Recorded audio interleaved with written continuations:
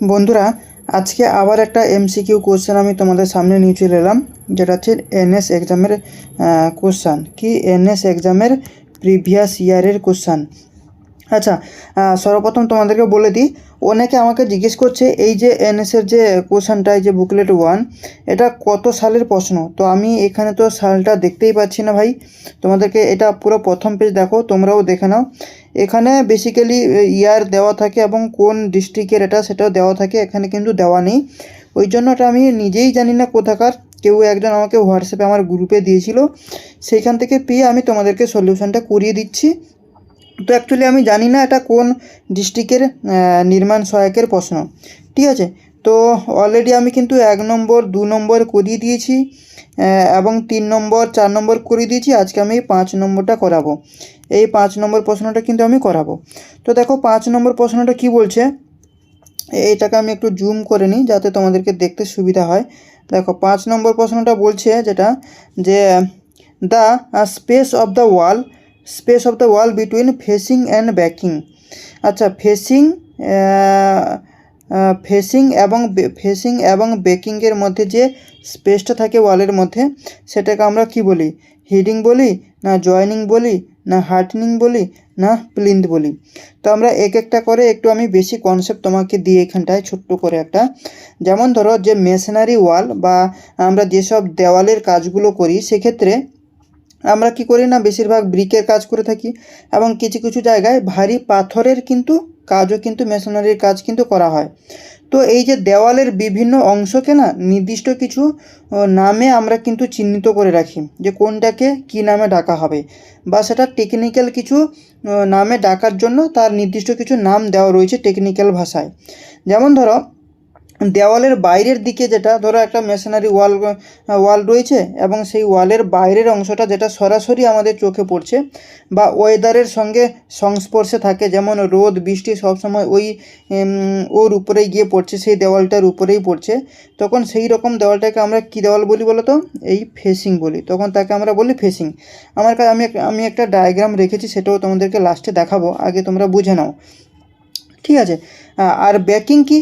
Backing হচ্ছে, দেখো দেওয়ালের ভিতরের দিকে যে অংশটা থাকে তাকে আমরা বলছি ব্যাকিং।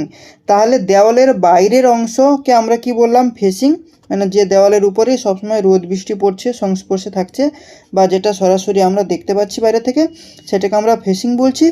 এবং ভিতরের অংশটাকে আমরা বলছি বেকিং। এর মধ্যবর্তী স্থানে যে ফাঁকা জায়গাগুলো থাকে না, সেই ফাঁকা অংশটাকে আমরা কি বলি বলো তো? হিটিং।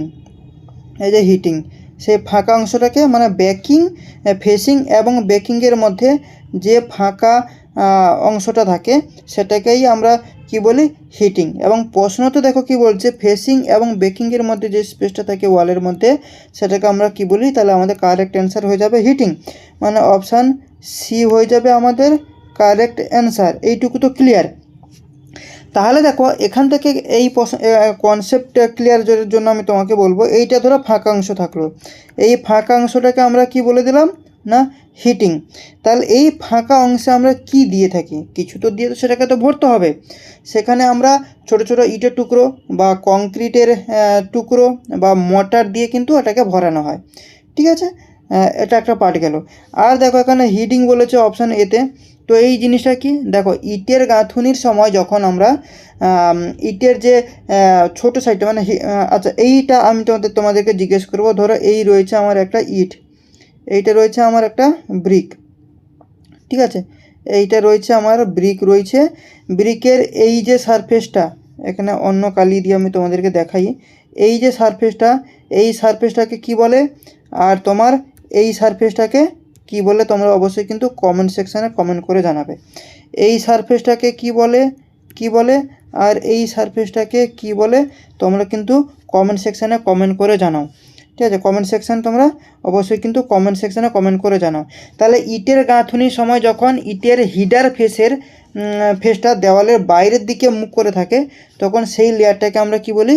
না, এই হিটিং কিন্তু আমরা বলে থাকি। কি বলে থাকি? হিটিং।